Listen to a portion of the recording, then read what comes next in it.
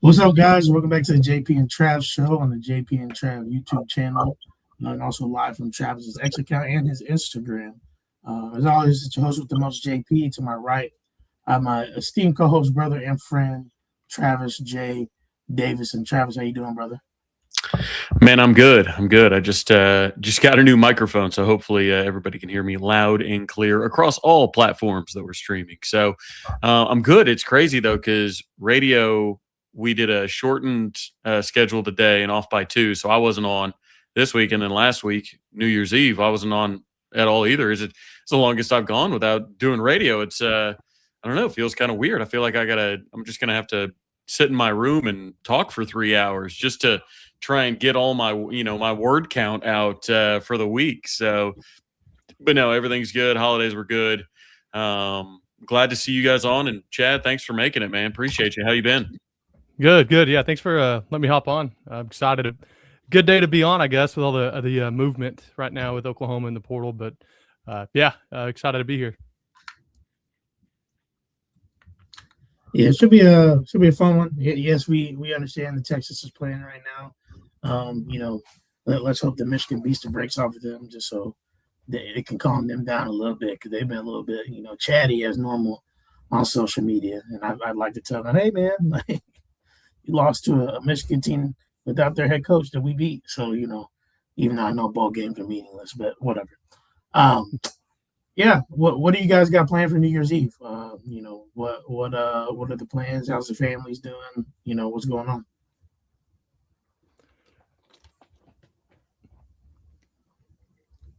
I think you may be muted, Trav. Oh wow! See, new mic. I'm telling you. Let's see. It says I'm not mute. You're good now. Oh well, now it just went back. Well, now you're. That's weird. Let's see. Does it? There you go. I'm on. Okay, cool.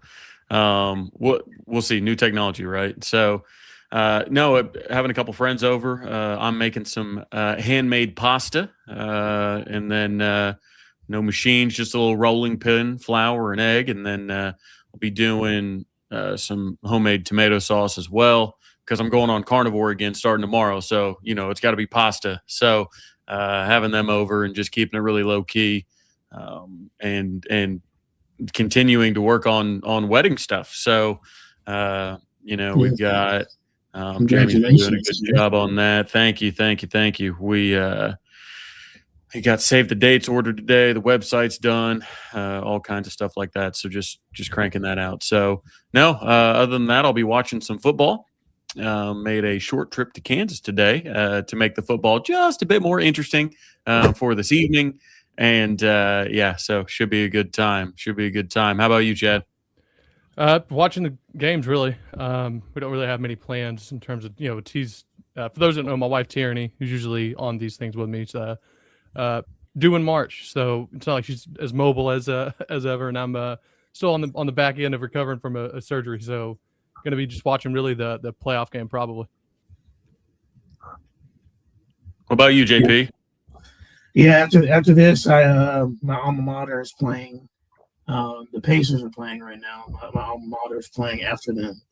They're playing a fellow conference team in a little, neutral site game on the NBA floor. So I'm going to support them after I get off of here, taking the wife and the daughter, and then we'll come back and try to ring in the new year the right way. So.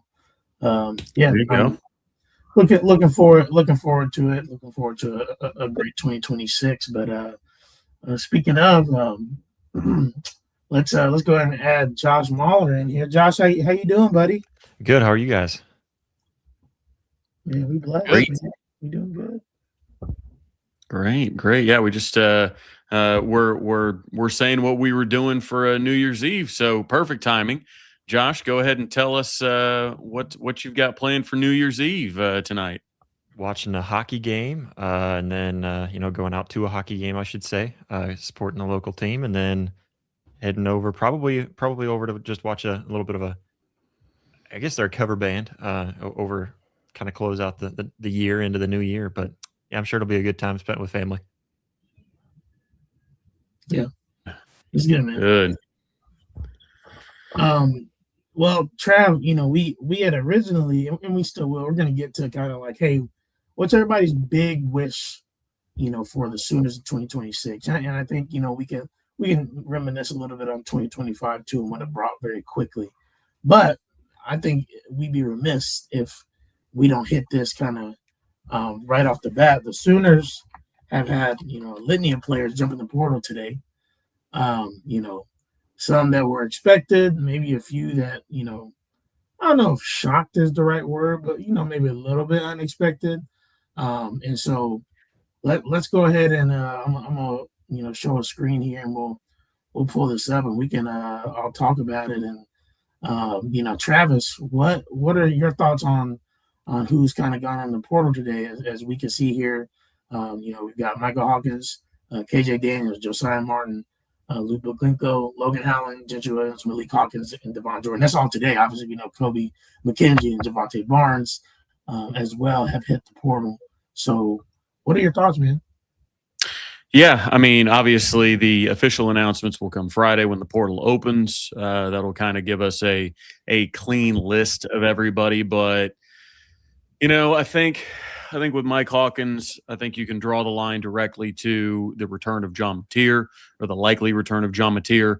You really can't ask Hawkins to do much more, right? I mean, sit again for another year, be told he's got the opportunity to compete again.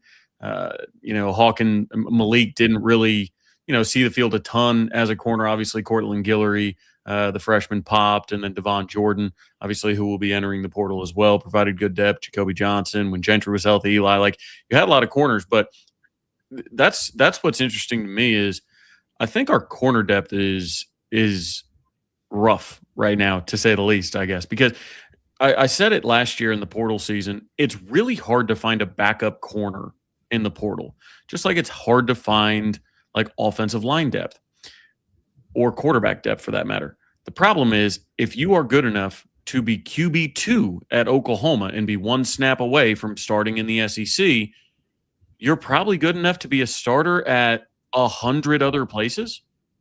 So you run into these issues where kids want to get on the field, they want to show tape, they want to play football. So it's you're going to have a tough time finding somebody to be QB2. But then also when it comes to corners, you remember last year, I think they didn't go into the portal because they were so high on what they had in Cortland Guillory, but also they swung and missed a couple times because how are you going to justify, and even going into this portal season, how are you going to justify, you've got a Eli Bowen who was a freshman All-American. Now you've got Cortland Guillory who's coming off a freshman All-American year. Those are your bona fide CB1, CB2 guys. You've got Jacoby Johnson, you've got Newcomb, you've got dudes, but where's your depth going to be, and how hard is it going to be? You've just got Derek Johnson, the only signee in 2020, the 2026 class that you have coming in at corner. I don't know. It's going to be interesting. You really need to stay healthy there, and you'd like to go out and find some bodies and say, hey, look, we rotate heavily.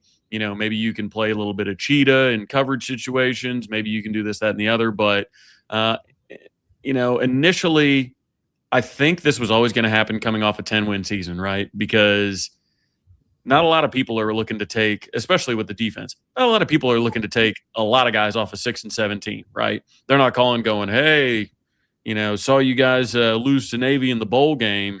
Really impressed me. Can you want to come over here? I've got a big bag with your name on it. It's a little different whenever you're among the top units in the entire country and playing, in the playoff. Those calls come a little bit more frequently, and your agent is also sitting there saying, hey, I can get you more. let's just hop in the portal, man. I can get you more. So I think that's why you're seeing, a lot of the defensive depth get out there. Guys like Devon Jordan could probably start a lot of places, So I don't blame him, but this is why you brought in Jim Nagy. It's time to go to work. Yep. Chad, what are your thoughts? Oh yeah, no, I mean I agree 100%. I am I'm always of the mindset that some of these moves are being made with an understanding of what they're going to eventually lead to, or what the player leaving may have. Although like a Gentry Williams, for example, extremely talented, one of my favorite players. I mean, legit a second day, top 3 round talent at corner, maybe even a first dayer. But for what I hate it for him, but he's got the glass shoulder issue that he's dealt with. It's been hard to get production from him, and eventually you're starting to see some of these moves be a look. We would love to have you here as a talent, just for pure talent, but we can't have you taking up spots or positions of need later on. So I understand it with those kind of players. One that surprised me a lot was the Devon Jordan one. I didn't see him entering simply because I thought, like Travis said, they rotate so much at that position that even though you're not starting, you might end up getting the starter snaps. Like you might actually end up more than the guy that was out there first, depending on how you're playing. And BV has always said that he's going to go with the strong hand or the hot hand, whenever, especially defensively. And maybe this is something that he's in negotiation tactic, and you never know in this day and era. But that was really the one that surprised me the most. Maybe after that would be like a Logan Howland getting in, because I thought he would have some potential to get snaps next year, especially with Foje being sort of between that guard and tackle position, depending on how he wanted to shape his body over the offseason. And again, it's hard because you don't know what's going to be out there.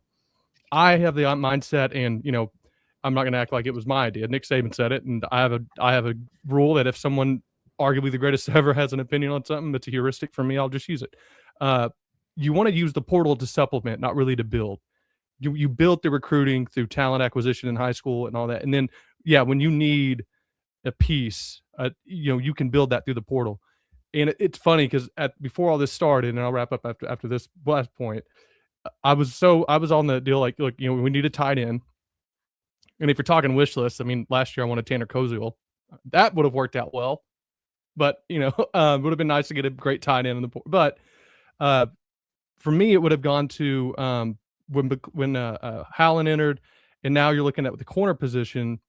It's one of those where tight end still for me is the biggest issue, but I'm wanting to get now you're starting to look at where can you supplement with corner, where can you go with offensive line, and some of that might be just making sure they have enough to keep Foje and Fasusi and EPL and all them and that kind of core still at Oakland, and Mikula here as well. So that's kind of where I'm at on the whole thing right now. Yeah, well, and I think you guys pretty much stole a lot of the talking points, but yeah, I think Devon Jordan was definitely a big one for me, where I was a little shocked, but it was one of the few names that I was waiting, thinking like, if that one ends up entering in, it's going to suck, because you saw what he was able to do throughout the season, where I felt like teams kind of saw him out there and tried to burn him, and he learned from mistakes and grew a lot throughout the season, I felt like. And so that was one of them. There's a few others that I'm hoping they get their stuff put together to make sure that their names don't get put into that group of players leaving. But currently, like you said, Travis, it's not really official until the second. So maybe we have a little bit of a David Stone type of hope, with some guys like that coming back. I think Malik Hawkins, I mean, I understand, but the whole Michael and Malik Hawkins going together, that was I guess that whole thing was kind of a shock to me. But it does suck to see again another DB. I feel like just the DB room as a whole, that was the one going into this season that I was concerned about, that more for the depth, not really that I thought that we didn't have the talent there up front, but I wasn't sure about the depth because of Gentry and his injury problems. And we still didn't really know what the verdict would be on Cortland Guillory. We expected him to be good, but we didn't really know at the beginning of the season. And so that was definitely there. So I think for me, looking at it, like Travis said, I think building that DB room, I'm also really concerned, not concerned. That's probably the wrong verbiage to use there, but I'm questioning what that linebacker room will look like going into next season, because if Kip Lewis does decide to leave, then we're left pretty empty there. If Owen Heineke can't come back, then we've got another one gone there. Pretty hopeful on Kip Lewis, but I'm trying to keep my hopes low. Hopefully he does end up deciding to come back. Yeah, I think that's the big one for me. I know Chad threw out tight end, but I'm not as concerned with tight end because I know what we've got coming in. I know what some of the targets are that they're looking at. I anticipate them to going after that tight end and getting a solid guy. But I also kind of feel like Oklahoma did pretty well without a tight end this year. And so I feel like they can probably build upon it without that tight end as well. So although the tight end would be a great piece to add in and utilize it properly, but yeah, I want to touch on something Chad said because it's a point that I'm consistently making. I feel these last 3 weeks. Chad, you touched on what Nick Saban said about you supplement with the portal, you don't build through the portal, right? Well, that's where I look at where the 2025 offense was and the 2025 defense was. 25 defense was elite. It was a top 5 unit in the country, and out of 22 players on the 2 deep, 2 of them were 2025 transfers, Kendall Daniels and Marvin Jones Jr. On the offense, 10 were 2025 transfers. And you've got that on the offensive line, which obviously we all know takes continuity to gel. You've got it at the quarterback position. You obviously spent big money on a running back. So you had, and then when you look at, transfers in the wide receiver core, I put out the stat on Twitter that it was like, I think high school signees in the year 2025 that signed with Oklahoma out of high school had like 7 total catches. And like, that's insane. Like, that's got to change. Like, I just think it's so funny that you can be sitting there in the Switzer Center going, how should we build this roster? Oh, we have one absolutely elite side of the ball that has 95% high school signees. And then the other side of the ball that stinks and it seems to lack cohesion and seems to be disjointed. It's tough getting them all on the same page. We built that mainly through the transfer portal. So I wonder what we should do next. So I get you're not going to be able to keep all these guys. Robert touched on it earlier as it's not necessarily about these kids getting to the NFL. It's NIL. They need to go and get paid now because Robert brought up that only, 2% of people make it's a lower percentage of that make the NFL out of college. Go get paid now. Like before, the options were, I got to show tape to get to the NFL, or I will make a total of $0 playing football in my entire life. Now you can go to another school that might say, hey, we've got this much budgeted for a starting corner. Here's $150,000. Here's $200,000. You have to do that. So, there's a few people that obviously can afford to stick around, make good money as a backup, and then pop and wait your turn. But I don't blame any of these kids that aren't seeing the field here. Go get your money. Like very few people have gotten paid very good money in college football, and you're the first era to do it. And who knows where it's going, but go get your money. And as far as tight end goes, we had an all SEC tight end this year. The problem is he was a liability in blocking. And I think a lot of the reason that we struggled in the run game as much as we did is we didn't have that 6'5", 6'6", 260, 270-pound tight end that, could get out in space and score a touchdown up a seam or get open in an end zone. But mainly he needed to get out there and punish people at the second level. We did not have that this year. You tried to kind of move Caden Helms from being the jumbo wide receiver out of Nebraska into being that kind of inline blocker. Will Huggins was never going to be that. Carson Kent did his best on it.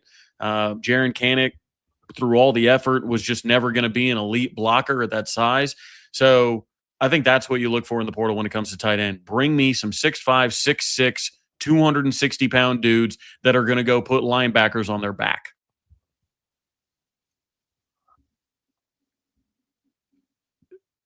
Muted, JP. Rookie move. Chad, let me ask you a question, man. I've seen some do we have an issue? I know you don't, but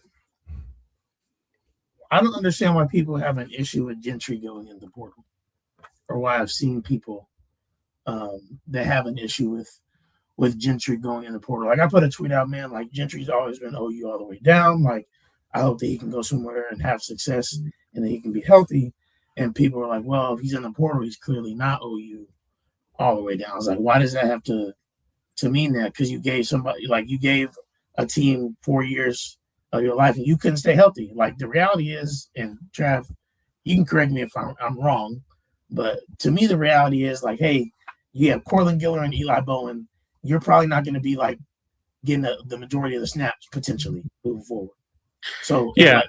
Or if you are, it's going to be in the backup role. And if you want to get to the league, you probably need to go somewhere that you're going to be the guy. Am I wrong? Yeah, I still think Gentry's gonna find a home.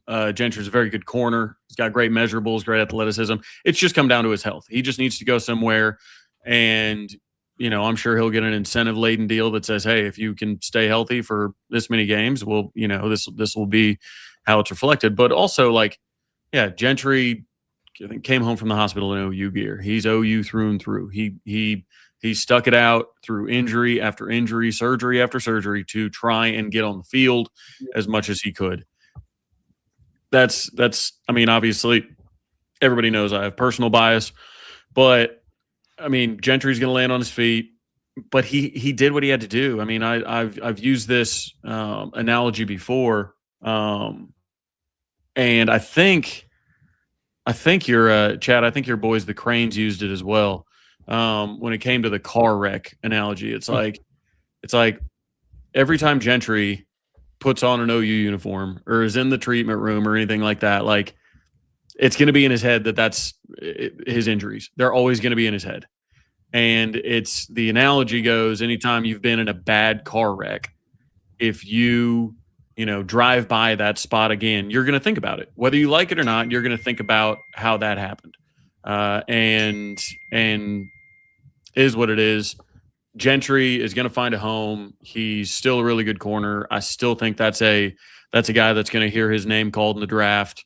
And he's said all the right things, done all the right things, was never a distraction, was always great with the media, was just everything you wanted out of a Oklahoma kid. But I know I was told by a head coach. So a lot of you guys know with team sports, we do a lot with like the NFL Combine and Shrine Game and all that. And was talking to a college coach a year ago or before the season, and he said, if Gentry gets injured again, we're going to get him in the portal.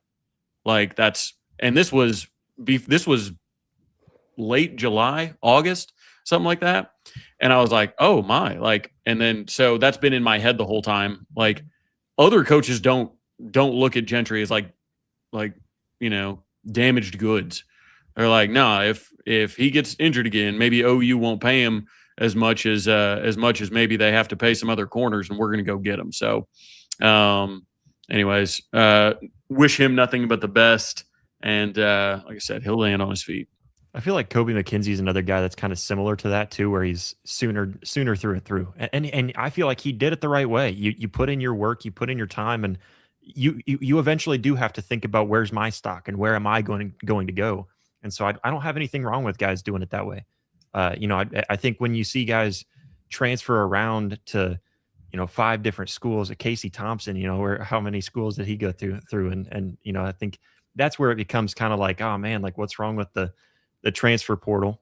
But no, yeah, Kobe McKenzie, and I don't know, maybe you guys have some thought on this too. It's something that I was just thinking of last night, was like, if Kip were to declare and Heineke can't come back, is there a scenario where Oklahoma keeps Kobe McKenzie? I mean, I think that it's obviously. I think that you're going to have to try. It also depends on who gets in the portal, I guess, and who you think you can actually have a shot at getting. Yeah, true. I mean, y'all know as well as I do. Kobe to me was what made him so valuable.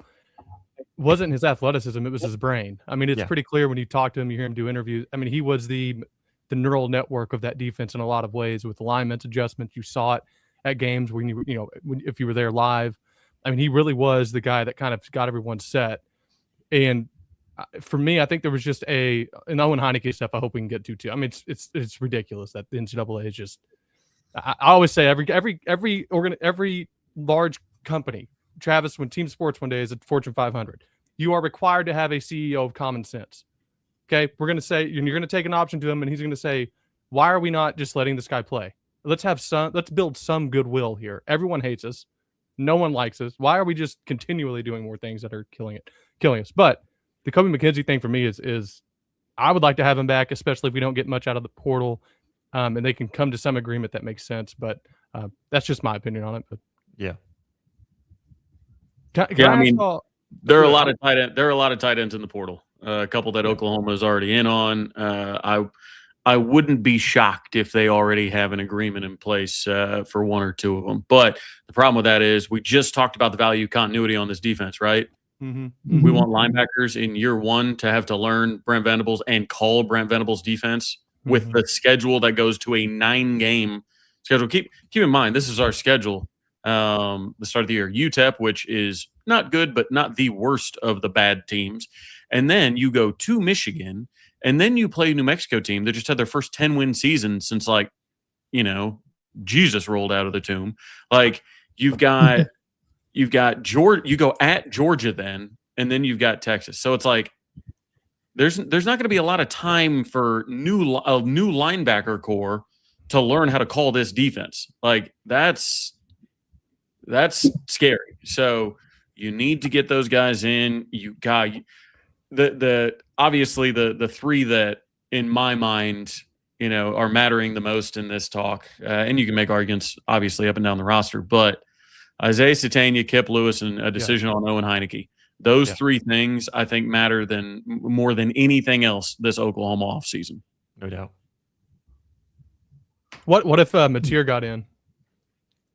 Got in the portal? Yeah, would that be number one? Well, yeah. At this point, I'm not considering that an option. Yeah. But if Mateer got in, that would be very. That would be a shock. That would mean that there's something going on that's like, oh crap, we should probably look into what's going on back here. Like, why would he get in the portal of all things? But I don't blame him for using the weak draft class this year to get into the NFL. But there's obviously room to improve, right? So I don't know. Let me ask y'all. Betting on yourself. T and I were talking about this Monday. I'm interested in y'all's opinion on this thought. Sorry to interrupt you, Josh, but I want to hear your thought on this. I am of the opinion that, I mean, obviously, if you can be the number one overall pick, you're crazy not to be, right? I'm not saying that. But if you're a guy that's like a 3 through a 6 or, in that area, I want to be drafted later.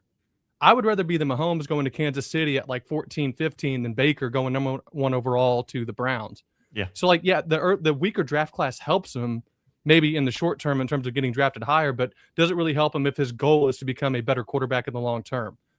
Does he get Aaron Rodgers it and be behind Brett Favre for a few years, but instead of having to do your first day out there, you're the starter and the guy. I don't know. I mean, I kind of would, especially we all agree, John needs to make improvements in myriad ways, starting with his footwork and whatnot. But is that a crazy thought or no? No. Obviously you want to go to the best situation possible, but that first round money is, it's just, there's nothing like it, right? And you get contractual advantages. The thing is, if you're a third round pick, you're going to sign, a 5.5 over 4 deal. John Mateer right now is on like a 3.1 over 2 deal.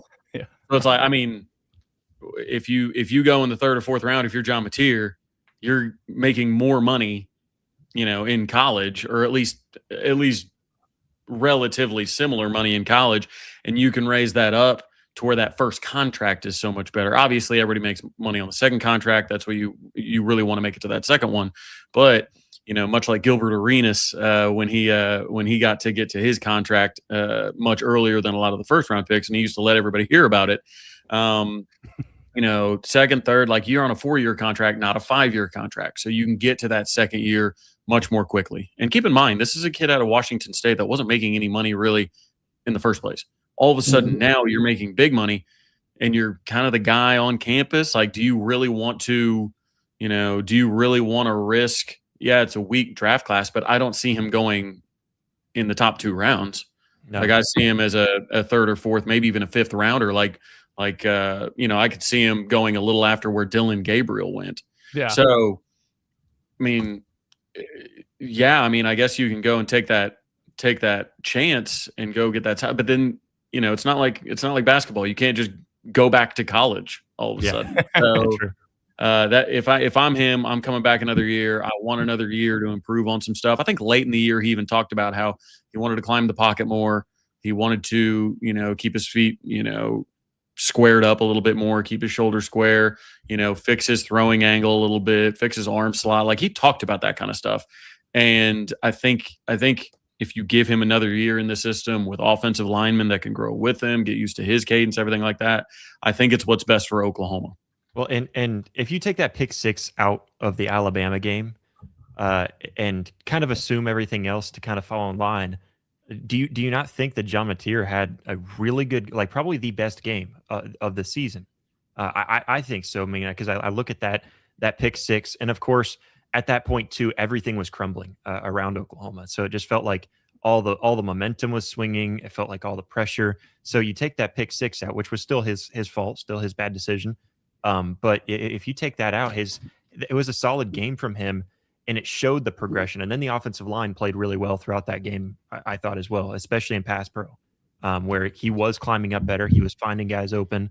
The look downfield to Xavier Robinson to find him downfield wide open, that was a great find. It just sucks that it happened on third down when he could have made the first down, and then it was dropped. But that was a good find. So there was a lot of really good things that I saw that if he works the way he did up to that bowl game leading into next season, I think he can have the year that we expected from him, of course, barring injury, that he could have that season in 2026. Yeah, and I also think it's not crazy to think guys can improve in the offseason. Yeah. I mean, it's just like everyone's like, John Mateer's not going to get better. It's like, I mean, all right, dude. I mean, he literally got better as the season went on, really. And and a lot of people too try to use the LSU game against him. Like, did you not see the wind that was affecting everything in that game? That has to play part of throwing a ball through the air.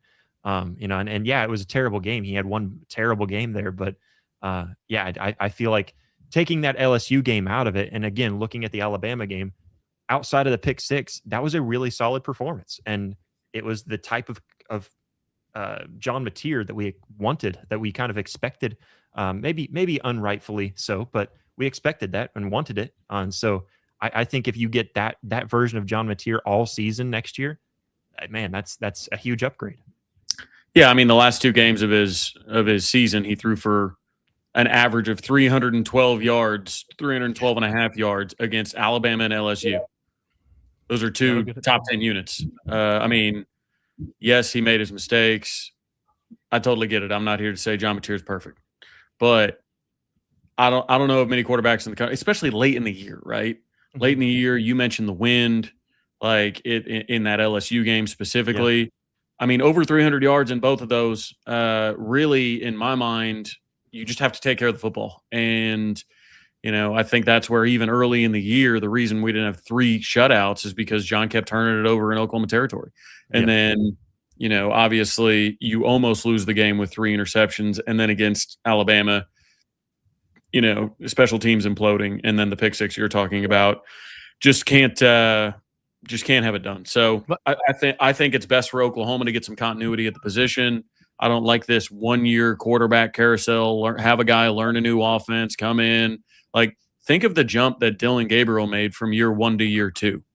Like that's a significant jump. Yeah. And look at what the team did year 1 to year 2 with that, right? You went from 6-7 to 10-2. If Danny Stutzman plays in those 2 games, the full 4 quarters of both those games, who knows? Oklahoma probably goes to the playoff that year. So you look, it's like we can't probably as a society, I hate to be that guy, but we live in such a damn microwave society where we get frustrated if our StreamYard buffers too much. Like, we can't microwave an offense. Like, we can't keep on just going back. Oh, John Mateer, we didn't like the picks he threw, or we didn't like, so throw him back into the pond, cast your line again and go get another guy who might stink as well.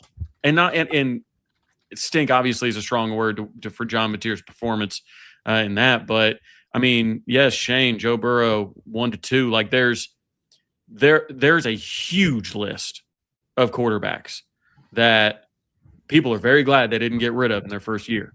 Very And glad they didn't get rid of in their first It's year. really just common sense too that the more you sit there and learn, the better you're going to get mentally. That's just and John Mateer's mistakes weren't physical mistakes. Maybe the release pattern, how he kind of releases a little low, but it's not a physical mistake. It's just seeing the field better. His eyes. That's the worst thing about that you can say about him this season. Yeah. And I think for me, the best thing you can do to make the quickest improvement in John Mateer's play is to get a run game that's consistent. When people look at what's wild to me is when people look at, Texas beats Texas A&M late in the season, and some are talking about how well Arch played. But you look at that game, Arch didn't have some crazy good game. What happened was they were just able to run the ball for 7 yards a carry, and Wisner goes for 165 yards and 2 touchdowns. And it takes so much pressure off of your quarterback. Because, and Travis, you made the point earlier about the 10-2 in terms of impact players. Offense is it's a different type of adjustment when you're based off. Defense is more reactionary. You can feel mistakes at the second level. Brent Venables talks about it a lot, and you can have ways in which you make up for those mistakes. But if you are bad in terms of your timing on routes, in terms of the offensive line having blown assignments, in terms of your running backs not being able to hit holes or be consistent in that area, it affects everything. And, for John, and I get he was flawed in a lot of ways. I just think that we forget, and I go back to this example because it's one that just stings, and it's one that I think proves the point too. Go back to the Georgia-Oklahoma playoff game, right? People forget that Baker Mayfield wasn't average in the second half and overtime. He was objectively bad. He did not play well. The reason why Oklahoma was in that game was because you had Rodney Anderson go for 207 yards, 2 touchdowns, and average 7.8 a carry. If you can get that kind of production, there's the reason why people are successful. Now, you have exceptions to that. Joe Burrow had also Justin Jefferson and Jamar Chase. If you're telling me we can have 2 of those guys, if we can get Jeremiah Smith and Cam Coleman next year, I bet John Mateer has a pretty good year, because at that point, you're just saying throw it straight and far. But get him a Close run your game. eyes for all I care. Yeah, exactly. Just get him a consistent run game and something that, and along with obviously Josh, just like you're saying, the improvements he can make. I think it sets up for them being just astronomically better on offense in a way that just really at that point doesn't even take that many adjustments. Yeah, Chad, you bring up a good point with the run game specifically, and I think something to talk about with Oklahoma in 2025. Look at the youth in the 7 people that matter most to the run game. Xavier, your top 2 running backs, Xavier Robinson, Torrey Blaylock, true freshman, Xavier Robinson, sophomore. You've got 3 freshmen, one's a redshirt freshman, on the offensive line. Jake Michaela returns. And obviously the portal's about to open on Friday. All 5 of those guys could leave for all I know. All of those people should get better with not only just growth, but gelling together, knowing, especially on the offensive line. So if you can get John Mateer back with a better offensive line and a better run game, that's a significant difference. You don't need to go and portal 4 offensive linemen and have a whole new shuffled and then get another running back, bring in another Jaden Knott. No. If you want to bring in some wide receivers, fine. If you want to bring in some tight end help, fine. Yeah, bring in a tackle or something like that. But I want to see Foje, EPL, Fasusi, and Michaela as 4 starters next year, week 1 against UTEP. That's what I want. I don't want to keep on shuffling this thing, and every time we don't catch a fish, we pull it back in instead of letting our hook sit, let our bait sit a little bit, and let it develop a little bit. Well, and can we stop waiting until the 10th game of the year to finally find starters that, the way we found Xavier Robinson late last year? Or why was Fabechi Wiwu not a center long before? He was awesome. That was one that was oh man, this is going to suck. We're going to have fumbled snaps. We're going to have, just miscommunication there. You're going to have some missed assignments, but he was phenomenal at center. I thought he was better than Michaela personally. But I felt like the offensive line never looked as good as it was when he was at center, and that wasn't even where he was supposed to be. So just find your starters by like week, 2 or 3, hopefully. If you really have to go that far, but let's find it in spring ball when you're supposed to. Yeah, I think, and we can move on to the next subject or whatever. Just to your point, Josh, and it brings up what Trav just talked about.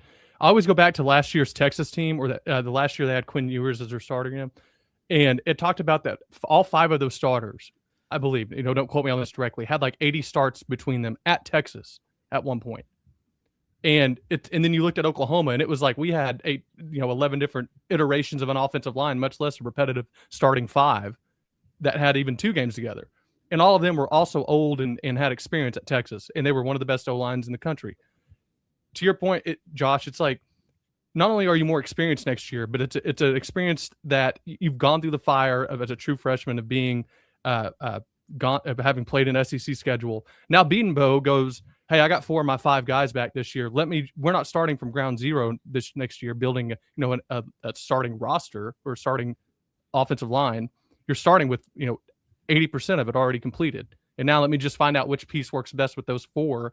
I mean, you're hitting the ground running instead of, like the phrase is, learning to fly the plane while it's taking off. I mean, it's one of those. So I think it's going to be massive.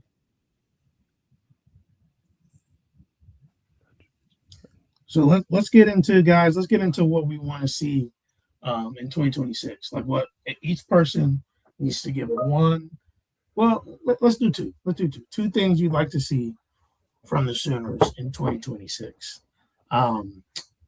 We can do one big picture, like holistically to the season. Obviously, I think all of us would like to say national championship. Nothing necessarily that big. Everybody wants that.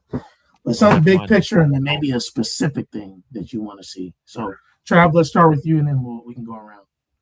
All right, so I'm proposing this order. So, by the time we get around, not all the wishes are gone. So, I'm proposing. I've been doing a lot of that lately. To go me, then Chad, then Josh, then JP again, then Josh, then Chad. It's like a snake draft. So I will say 1 to get us started. It'll go back, and then JP, you'll say 2, and then it'll come back. Okay, so I will take the lowest hanging fruit in 2026. A run game. A run game that is. I'm not even going to get greedy. I want to average top 5 in the SEC rushing yards per game.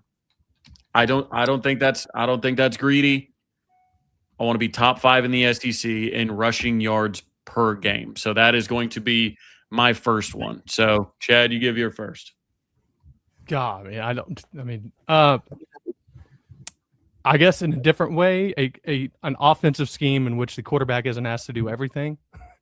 And I think that kind of just tail ends on your run game point. But one in which, you're not having to, even if it's not as efficient as you would like your offense to be, but it did seem like, especially towards the end of the year, it was, John Mateer do everything here.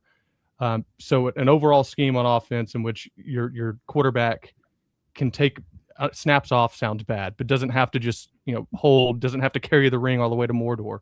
He can, share it with Sam, kind of halfway through. That for me would be my big picture. Yeah. And to your point too, Trav, consistent. That's basically what you kind of put together there. Putting something consistent together. I'll kind of throw one out for the offense. I mean, I know we're kind of touching on the offense right now, so I'll keep it on the offensive side of the ball. I want to see the intermediate game because when we needed it the most, it was completely gone. It wasn't there at all this season. And so, I love the big plays. That's fun. But, that's also what hurts your defense at times. And so I want to see an intermediate game. Let's find guys over the middle. Of course, having a tight end might help that. Offensive scheming might help that. The run game might even help that. Let's get some intermediate with the run game too. That's cool too. Just as general as I can be, let's get an intermediate offensive something intermediate game going on the offensive side of the ball. I would like to see a jump from our guy John Mateer. I think people mentioned in the comments. I feel like it's low hanging too, because I think the jump you saw specifically in my opinion, in the Alabama game, Without that pick six, there's not a lot that he left on the bone. He seemed more confident like 90% of the time. Did he still have some moments? Yeah. But the majority of the time, he looked like a different quarterback. He looked like he was confident in the pocket, poised. Some of the throws he made, like that touchdown throw to Deion Burks, was nails. And so you're hoping with a complete offseason, where, hey, now he knows what's expected going to the SEC. Last year, it's a lot of install stuff, a lot of, what are we going to get, not really knowing. Now full bore, what's needed of you, how you need to grow specifically, and what's not working. Like that stuff's not going to work in the SEC. It may have worked in Mountain West and where you were before. It's not working here. And, I think if he can build upon what we saw in the Bama game, I truly think that he can have a special year next year. Big picture, I guess that was more specific. Big picture, I would really like to see the Sooners make an SEC championship game next year. Yeah. That would be great. And I feel like that's something that we absolutely should be striving for next year. All right, I'll go specific again. This is one I'm kind of surprised we haven't talked at all about it. I want Cam Coleman. I don't care what you got to throw at him. I want Cam Coleman. That's it. Talk about an intermediate game. There it is. I want Cam Coleman. Listen, Cam Coleman to me, get him, or try to at least. I'm interested in y'all's thoughts. If I don't mean to put something else out there on the Cam Coleman thing that everyone's talked about. I haven't been able to listen to Radio Traps. If you talked about it ad nauseum, apologies. But specific for me would be an Owen Heineke first team All SEC kind of year, because that means he came back, I guess. I would like to see, just maybe that, or who is going to be the R. Mason Thomas for us next year is really, obviously you have Taylor Wine coming back, but to be fair to the other teams around, he's not going to be a surprise for anyone next year. It's one thing to adjust in season. It's another to have a whole offseason to prepare for a certain type of player. So can a guy like Danny Okoye step up? Can PJ continue to improve? The defensive line, or specifically defensive ends, for me, are going to have a lot to do with the success, not even on defense, but I think the overall team. Also, I want specifically our punter not to literally drop the ball in the playoff game if we make it. Next. Sorry. All right. So my wish list, I really think it would lift almost everything everybody has said. I want the same starting five in week one on the offensive line every week until the last game of the season. I want the same starting five. So offensive line continuity and health. I don't know how offensive line health wasn't 8 for 8 in this little exercise we did, because when you look at the last 2 years, I think many of our issues have simply come down to offensive line health. I mean, even, finding your right people. Really, when you look at like official PFF stuff, it was like when you had Fasusi, EPL, Michaela, Fabechi, and Derek Simmons in, that was your best offensive line. From a PFF perspective, Derek Simmons was your highest graded pass blocker against Texas. You were holding on, and then he goes out and can't come back in, and the offense doesn't move the rest of the game. So, I think if you can just get your unit, Oklahoma has the dudes. Especially if you can just, if I'm not being greedy and just say I want the 4 to the left to be there all season in Fasusi, EPL, Michaela, and Foje. If you lock in those 4 for me, and we can find, whoever we want to put at right tackle, lock those in for me and call it good, and I'm a happy camper. But I think, when it comes to this year was supposed to be Sexton and Taylor being your bookends. Those were your 2022 4-stars. They were brought in to be your dudes in the 2025 season. That is your natural progression, right?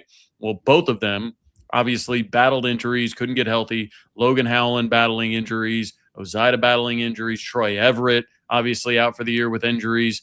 You start to go through these last 2 years, and it's everybody's hurt. So, just if we can get health along that line, I'm not I don't think Bill Bedenbaugh forgot how to coach offensive line all of a sudden. And I don't think that all these offensive linemen that we have all of a sudden stink whenever they show up to the 405. So continuity and health on the offensive line. Can I ask Like y'all? that. I think those are all. Go ahead, sir. JP, I wanted to ask you on the Cam Coleman thing, because obviously it's a hot topic, and I think every team right now thinks they're getting Cam Coleman. There's always these backroom rumors. Do y'all think it's worth the? Say it costs $2 million, say it costs 2.5. We'll split the baby there. I'm of the opinion that, and I know people bring up Moneyball and all that stuff, and I think people misconstrue Moneyball for being cheap. Moneyball is all about just return on investment. If the investment's worth the return, then it's not. It's not like you just are avoiding stars or you avoid big name targets. It is, does the money you spend on one target equate to more of a return than you would spend on 2 or 3 pieces for that same amount of money? And for me, it's like there's maybe one receiver you would take above Cam Coleman next year, and he's about to play tonight. If you can get a guy like that, people forget how much Baker and Kyler could just say, "Hey, CD, there you are," and just start throwing it to him, and how much having a guy like that really does change everything on the offense. For me, it would be at least worth it. I've put it like Oklahoma should at least certainly be at the conversation. Now, you may not outbid a guy. If Texas Tech literally says, we're going to do a favored nations clause and just say whatever they offer, we offer 50% more, then fine. You move on.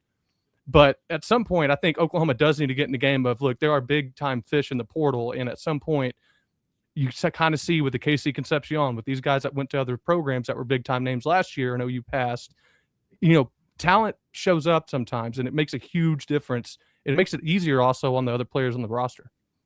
I think Oklahoma, based on the impression that I'm getting, I think Oklahoma will be the biggest initial offer and possibly willing to try to outbid.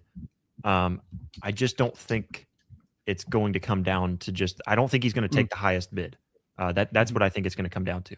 And I know that might sound shocking to people, but yes, some players legitimately want to go certain places because of other factors.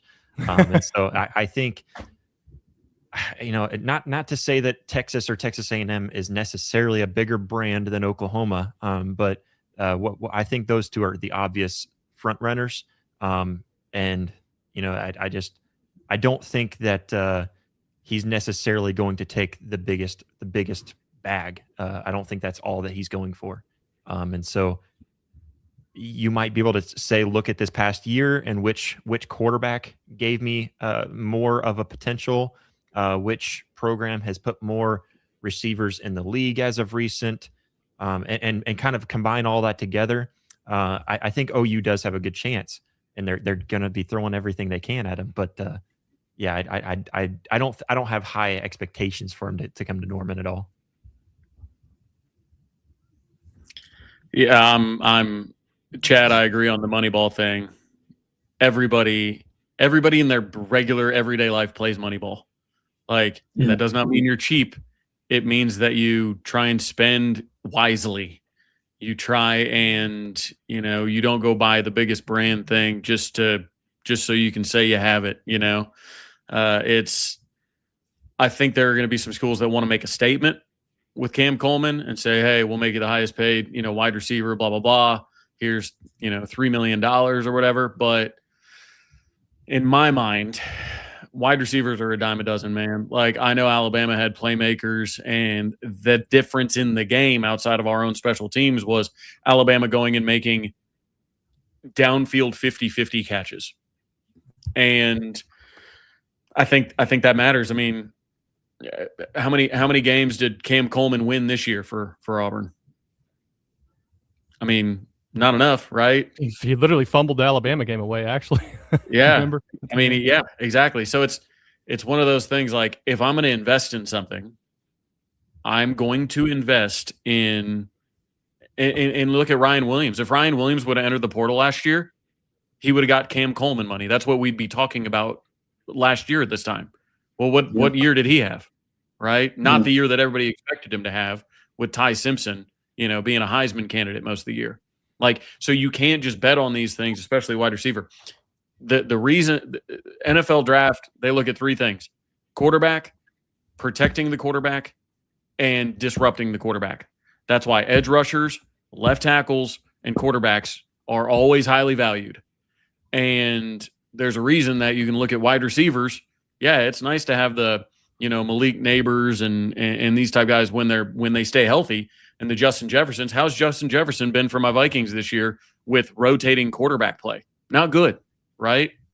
Like, in my mind, you can find really good wide receivers, like an Andrew Marsh, if he were to make his way, into the portal on Friday, right? Or, there's a Kansas State wide receiver that's fantastic. Or call me crazy, how about Emmett Jones, who was supposed to be the Star Spangled Awesome developer? How about he developed some of his high school talent that he's recruited? J. Mike is going to be special. Like, we saw glimpses of that in that Alabama matchup. Yeah, just like Elijah Thomas seems like he has some ability. I agree. I agree with you though, Trav. I mean, it's Jaden Petit. Should he just come and plan on not playing at Oklahoma and then portaling in 2 years because we're just going to bring in transfers over him? What about Manny Choice? What about Elijah Thomas? Yeah. What about Ivan Carrion? We talked about, oh man, he got some good work in the bowl game. Look at what might come, and then all of a sudden, all outside of 7 receptions this year, all of them went to people that didn't sign with Oklahoma out of high school. So again, we've got this elite recruiter and elite developer that can only go get portal guys and play them. And this is not a, trying to be an Emmett Jones rant by any stretch of the imagination. I'm just looking at the numbers. Emmett Jones trasher. Like, I'm not like, this isn't me trashing Emmett Jones. We were told we were getting an elite recruiter, an elite developer. Nobody he has recruited since high school, and I know you recruit the portal too, but nobody he has recruited since high school has made a iota of an impact since he's been in Oklahoma. And I don't know who else's shoulders that falls on other than Emmett Jones's. So if you're an elite recruiter and elite developer and not a single high school signee of yours ever makes a difference at Oklahoma, then something's wrong. Yeah. Hey guys, I do got to run. Feel free to finish. Happy New Year to all the peoples. Bless you guys. Love y'all. Appreciate you. TJP, Happy New Year, man. Yeah, he's got a 4:30. He's got to roll. Trav, I wanted to ask you and Josh real quick. I've seen the chat mention it a couple of times about coaching changes. Do you see any? What's your thought on if I'm going to ask you questions on your own show, but like, what's your thought on there being potential changes, Josh? You two, or and then I'll kind of go last. But I'm just curious on that front. Yeah, I mean, I think Schmitty's gone. Most likely. I mean, it's not 100% certain, but that seems to be the case. I don't think there will be any coaching changes. But I mean, I'm open to being wrong. I mean, look, I think that Oklahoma, and I think one of the reasons Brent Venables is such a good coach and such a good recruiter is because he's fiercely loyal and he truly does build relationships. Like, he loves these people, right? He treats them like family. This is why Nagy's here, man. These people aren't Nagy's family. Yeah. These people, that's not what this is about. Like, hey, anybody who has not developed talent into the NFL or recruited at an extremely elite level, I'm gonna show up like Elon did at Twitter and say, all right, I need you to tell me what you do here. Tell me what you did today. Well, I should be clear with my statement too, just because some in the chat. Yeah, I know Schmitty's retiring. That's the only one that I know that would be a coaching change, but just wanted to clear that up. So yeah, that's where I'm at. Is if I'm Nagy, I'm going in and saying, hey, look, like what are we doing? Some people might point to Joe John Finley like they are in the comments, and the argument, against him would be, well, you got your salary doubled whenever you became co-OC, but you're not co-OC anymore, and you're still making $1 million a year as a tight end coach. Are you? And I imagine he's probably a top 3 tight end coach. Like, if you don't have a like an additional title, like if you're not like a like an OC. I think there's a couple coaches around the country that have like a tight end OC type vibe to them. But tight end coach and tight end coach only. Is Joe John Finley the highest paid tight end coach in America? He might be. Has he been the most productive tight end coach in America? Has he been the best tight end recruiting coach in America? I would argue that he hasn't been either of those things. So, but he's an alum.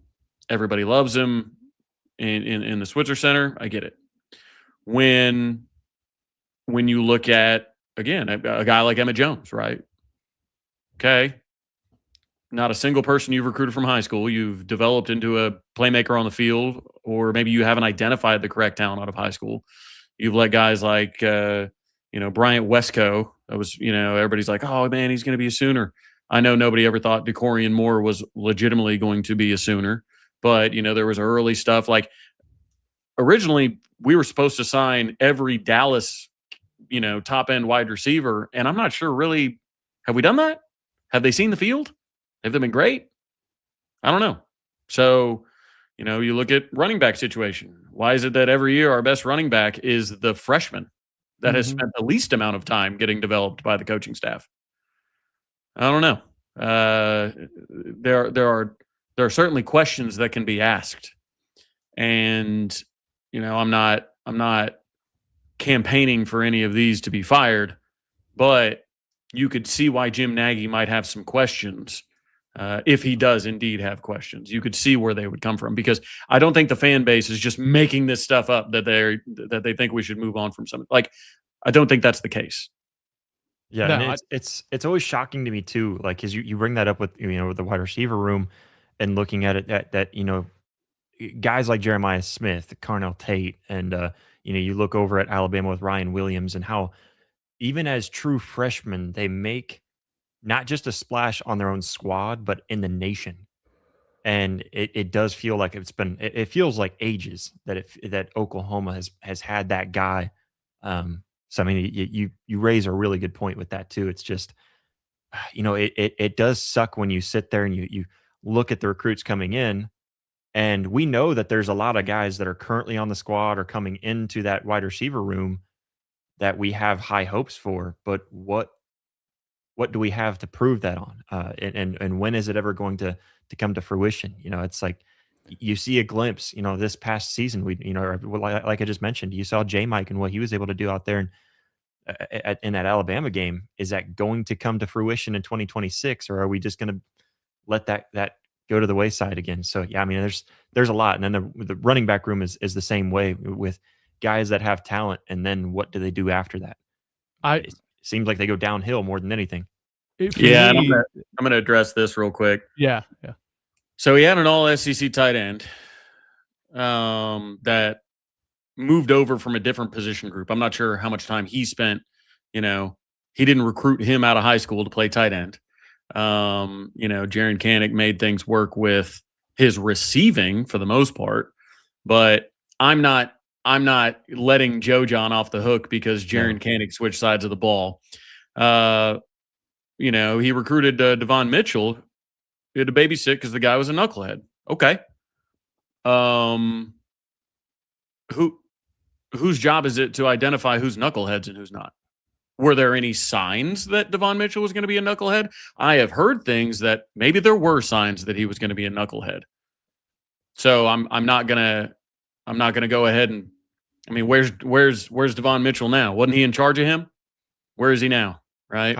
I was listening to Coach O talk with the Bustin' the Boys, and listening to him talk about some of his recruiting stories, where he would talk to like the high school, high school security or the high school janitor, just like somebody random at the high school that's there all the time. Like, hey, this kid, does he ever get in any trouble? That's something that coaches should be looking into, and asking around, asking their peers, asking the teachers, whatever. I mean, that you're right. That's something that should go into it. It's not like he's done nothing. Plus, he stepped in as OC, is what I'm reading that as. He got paid. He doubled his already $500,000 salary to be OC. He didn't donate his time. He didn't. I mean, he benefited greatly. That's what the money's for. Like, that's the job. So it's not like we were all of a sudden panicking and the White Knight Joe John ran in or came in on his steed and rescued the Oklahoma offense too. Where'd that Oklahoma offense end up, fellas? Oh, the worst in school history. So I don't know if that's going to be a resume bullet point for Joe John, but hey, he's got a heck of a duo signed this year. So maybe this is the year it all turns around for Mr. Finley. But I don't know. This is a results based organization, man. Not for me. It's simple as that. The difficult part for me on like people with like DeMarco specifically is that like you have two different jobs really wrapped into one. If you're like a position coach, it's like one job is just recruiting. Can you get talent on your roster? And obviously, the second is development production. So it's like DeMarco does a pretty good job at the first phase. Like he gets talented people here. I mean, you get a Taylor Tatum who's ranked number 1 in the country. Hatton Jr. looks like he's going to be pretty good. You get Torrey Blaylock. Lucked in might be a bad way to phrase it, but didn't really, want X as bad as he wanted other guys. But that happens sometimes for coaches. But the production part is where all of us are sitting there going, I mean, what? It just seems like they're coming here with their innate ability and succeeding off of that. And then as they get more beat up in their career, they tend to have a fall off, if you will. But where's the next like Eric Gray that in year 3 and 4 becomes the best version of himself at Oklahoma or one of those guys? That's what I want to see. Or and Josh, I don't know if you made the point earlier. And if you have, sorry, I was reading something here about random, but like true freshman receivers, for example. Like I think Elijah Thomas is going to be an extremely talented guy. Pettit the same way. But typically when you have a can't miss guy at that position, even if he's a true freshman, they typically will show up in a lot of ways. For example, the best way I could put this is if Jeremiah Smith would have been starting this year if he was a true freshman. He's that talented. Cam Coleman would have been the same way. I think Ryan Williams last year would have been the same way. I would hope, at least. You look back at Oklahoma, Ryan Broyles started a true freshman. CeeDee Lamb, true freshman, got a lot of minutes. Mims. Mims, exactly. I don't want to, and it's not that maybe, and Elijah Thomas, I hope he becomes a Biletnikoff guy. Look, Justin Blackman wasn't awesome as true freshman year at Oklahoma State. He turned into arguably the greatest collegiate receiver we've ever seen, just on production, whatever. But it's rare that a guy goes from not getting much his true freshman year, other than special teams, to becoming an All-SEC, first-team All-American, or the Biletnikoff winner. It happens, but that's where it goes to the Emmett Jones thing of, and you're right, Travis. I remember, when he got hired, you're listening to everyone talk about him, and especially radio or the podcasts, and his whole big selling point was he is the recruiter of Dallas. No one out recruits him. No one can beat him out. OU's going to just pick who they want out of that area. And you're 100% right, where some of these guys leave, and you're thinking like, man, like I thought we'd be in a good position with like Terry Bussey, for example, like a couple years ago. I remember he was a name that Oklahoma fans were pretty excited about. And out of nowhere, he just goes at it. Now, obviously, NIL became a little bit of that. But at some point, I get you're getting guys here that on paper look like they're going to be stars, but we need to start actually seeing them in the abstract, literally become stars, or you're gonna have to start asking tough questions. Yeah, it's one of the two, right? It's with like DeMarco, he's an elite recruiter. You signed the number 1 back in the country. In Tatum, he flashed. He developed Eric Gray. I won't knock him for that. I think Eric Gray did get better over the time he was here. He became a lot more patient, and that's what got him into the NFL. I think, when you look at, again, a guy like Blaylock, like he got him here, and his raw talent has been able to take him over. I mean, again, Hatton's a very good player, but like theoretically you can use one to kind of, I don't know, handicap the other a little bit, right? Mm-hmm. Like if you're an elite enough recruiter, you don't necessarily have to like Fasusi needs development, but if you start with Fasusi, like you're going to be like, you don't need to develop him as much as you would need to like moving a tight end to tackle, or you know what I mean? Like you're not going to need as much development. So the thing is with Emmett, it's like, okay, you sign top 100 players in, Petaway and Kearney. It's like, okay, they should take less development, right? Like that's the whole idea. and yet one already portaled out, and who knows, the other one might be on his way too. So I'm still waiting. Like I'm still waiting to. I'm just waiting to see something pop, and I don't think BV's the type to bring down the axe, because I think he treats these guys as family. Which again, if I have to live with a quality of a head coach, I'm living with that one. Like I think that's an absolutely admirable quality and a useful quality at that. But I think Nagy's going to be the one, Randall Stevenson maybe even, to make some tough decisions. Well, and it's for me with Jones, going even back to last year, it's like, where's the development from the big time, even the breakout games, as few and far between as they were last year? Remember Petaway in the Tennessee game? I came away from it thinking, dude, they at least they found maybe a quarterback that can do something with his legs, that adds an element that wasn't there before.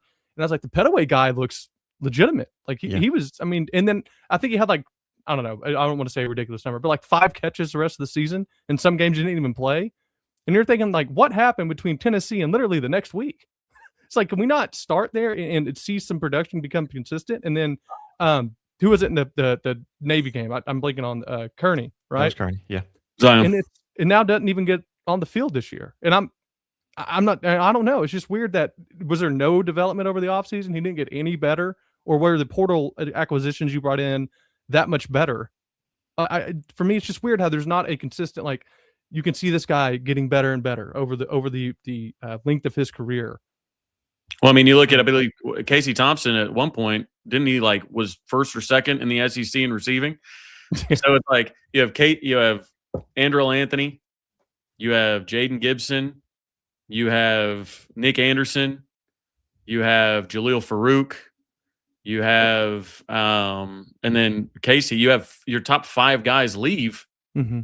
It's like, I know there was some stuff going on with the recovery staff and some health stuff going on and whatnot, but I mean, your top 5 guys leave? Yeah. Like, is that are we just looking the other way on that? Like, and then the next year you don't play any of the guys that were behind. I don't know. It's just, I don't know. Like I said, I don't want to turn this into an Emmett Jones bashing session, because I don't think that's useful. But I do think that as portal season opens, look at the defense. Look how consistency has won the day for the defense. And then don't turn around and just go grab, like, on the 2 deep next year for Oklahoma's offense. I don't want 15 2026 transfers. Like, and so I don't think I have anything to prove this. So I genuinely don't know, but is this a coaching staff, and kind of talking individually, because I think in the running back room, wide receiver room, even in some cases, the tight end room might be there. The offensive line room, I don't think you can make an argument there, because we had some freshmen starting. Is this a coaching staff that values that class level more, to maybe too much, to where they try to go with the upperclassmen and give them a shot? And when you have a transfer guy in, even though you may have, like, what if Elijah Thomas, could have been, the Ryan Williams type of player for Oklahoma, but they just held him back because he's a freshman. I don't know if there's anything like that where they hold guys back because of the class that they're in. I don't know if you guys have better insight or better, maybe an example of, no, that's not the case. Well, I mean, what we heard all offseason, guys, if you don't remember this, you'll definitely it'll ring a bell. They're hitting the portal heavy this year because everybody's coaching for their jobs. Yeah. Remember that? Yeah. 6 and 7. You're going to see a sense of urgency this year, and make instant impact guys is what they're going after, because everybody's, quote unquote, coaching for their jobs. 2 things with that. First, you should be coaching for your job every year. Like, and Brent touched on that. Brent was like, I coach for my job every play. And obviously that's coach speak, but when it starts affecting personnel decisions, like, it's not coach speak anymore, right? And Brent's a guy I do feel is coaching for his job at all times. But that's just it's a weird sentiment, isn't it? These guys are coaching for their job, so they're going to look for instant impact guys. Is it? Aren't they always coaching for their job? And shouldn't you always want instant impact guys to a degree, right? To a degree. Instant impact. Why is it that a guy from University of Arkansas Pine Bluff is trusted to be an instant impact guy over a guy you recruited out of high school and has been developing in your system for the last year or two? Why is it that that guy is more suited to jump up from UAPB to Oklahoma into the SEC? Why is he better suited to be an instant impact guy than a guy that you recruited out of high school? If you're recruiting guys out of high school that you think that after 2 years in the system cannot make an impact, then what? A, why are you recruiting them? B, how come you aren't good enough at developing those people to be an impact contributor in 2 years? I don't know. And that's kind of my point too, because I know like back in high school, and I went to a smaller high school. Back in high school, it was kind of that way for me, where if you're a freshman, you're just not going to play. I mean, it doesn't matter. I mean, you can do a lot of things to get on the field, but you're not going to get meaningful play time. You're not going to be a starter. And so I do know that I've known coaches at the collegiate level to be that way. So I don't know if that's what they're looking at. And to your point too, Trav, like why can that true freshman not be an impact player? Why can you not, trust him in that role to be an impact player when you literally chose him? Because when you're recruiting guys, especially when you're going after these 4 or 5 star, highly rated and highly touted recruits, you're going after them because you believe that they could be an impact player to some regard. So, that's kind of the big one for me. I don't really understand it. I don't feel like we've really had a freshman that took over to become an impact player right away. Torrey Blaylock is one of the few. And then there on the offensive line this year, you saw it with Fasusi and Foje. But you haven't really had those guys in skill positions specifically. And Blaylock was really more because of injury, more than them giving him that spot too. Where I know he earned it later on, because of the opportunity given to him. So it's, I don't know. It's just mind-boggling to me that we don't have those freshmen, or I feel like it's that we're not giving those freshmen that opportunity to show it and showcase that talent. Yeah, to your point, Josh, I mean, one of our best true freshman young impact players last year was Jacob Jordan, who we didn't even know was that good until like the 6th game of the season last year. And then I think he had like 2 catches this season. So again, it's another one of those, where's the development of that? I mean, I just to be a consistent route runner, a guy that's a possession receiver that can run great routes, knows the line to gain, gets past it, and just catches the ball. I mean, he was probably our best last year at doing it. You've got freshman All-American at 3 positions on this football team in the last 2 years. So I don't think it necessarily comes down to the staff not trusting freshmen. I think it comes down to position coaches not trusting freshmen. That's what I'm saying. I mean, Bill Bedenbaugh has a freshman All-American. Yeah. Right? Yep. Jay Valai has 2. Yep. Todd Bates has 1. So it's like, I don't know. Seems like these guys, I'm not sure. Are those I know the trenches. I know Todd Bates and Bill Bedenbaugh would probably earn the titles of best developer of talent on their side of the balls, respectively. I mean, Bill Bedenbaugh has the best track record of development of anybody on the offensive side. And then Todd Bates, when you look at what he's done between Clemson and Oklahoma, he's got the best record of development between out of anybody on the defensive side. So it's interesting. The guys that are known as developers seem to have freshman All-American and trust freshmen to play. Yeah. I don't know. Something to think about, I suppose. And for me, just the last point of how they're doing it and the lack of development at certain positions is just when you going through the portal continuously, it feels safer at some point because you can get immediate returns with guys that have production at other schools, but it's at the expense of cohesion, of skill development, of creating a cycle in which you have a consistent output of production. And you substitute that with just hopefully you play the risk of talented enough guys getting in the portal. And so I would like to see someone who, hopefully we do this year, just someone who's a little bit better than they were the year before, and that's viewed and it's obvious. Someone asked earlier about do we think they play the portal acquisitions because of the NIL money? I mean, possibly, but I think that's it's almost like a circular thing. It's like you're having a plan because you went to the portal in the first place. Whereas if you trusted your development, or like Travis was pointing out earlier, and Josh did, I think, too, as well, trusted A, who you got on your roster talent wise, and then B, trusted your ability to develop them, then you wouldn't have to go through the ringer of, well, we don't want to waste the money we spent on this guy to get out of the portal. Therefore, we're going to play him to make up for that pay. But I don't know. It's a chicken and egg. It's a chicken and egg. I mean, it's retention is more cost effective than acquisition. Some might use the phrase cheaper to keeper.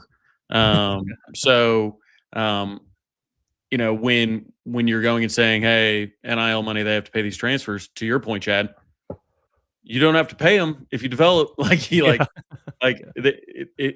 you've got to play guys because you've already paid them so much, you've already failed in your development. Like it's already too late. Like, because you've had to go get somebody to make up for it. But we are been at over 1,000 for a long time. But we're at an hour and 21 minutes. I do go have to make some fresh pasta for dinner tonight, for some New Year's Eve dinner. Got a couple projects to do. I definitely want to thank you guys both for coming on.